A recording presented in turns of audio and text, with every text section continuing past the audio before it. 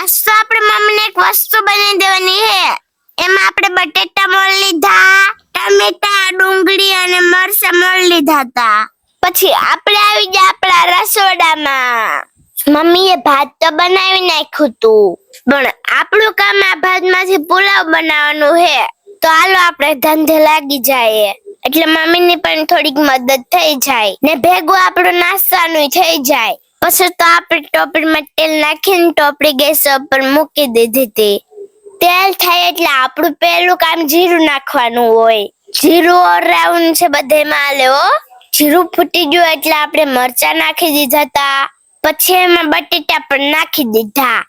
આપણું પુલાવ ખાધા જેવું થઈ જશે કે શું લાગે તમને? પછી તો આ બધું મિક્સ કરીને હલાવી નાખ્યું. હવે થાળી ઢાંકીને ઘડીક રહેવા દેવી એટલે પાકી જાય. થોડીક વારમાં આપણા બટેટા એક નંબર પાકી ગયા.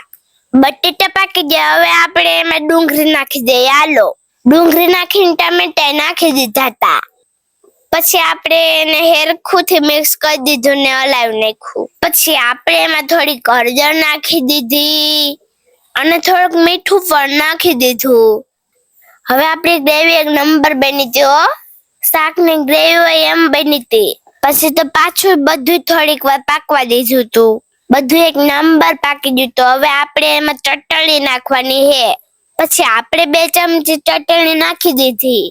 હવે બધું મસ્ત મિક્સ થઈ ગયું હતું ને એક નંબર બની ગયું હતું. બધું એક નંબર છે એટલે આપણે એમાં નાખી દીધું ભાત. ભાત નાખીને હેરખાએ બધું મિક્સ કરીને હલાવી નાખ્યું. પછી તો બધા ભાત આપણે એમાં નાખી દીધા. હાલો સરખાઈ હલાવી નાખીએ. પછી તો બધું મિક્સ કરી નાખ્યું હતું ને આપણું ભાત બની ગયું હતું એક નંબર.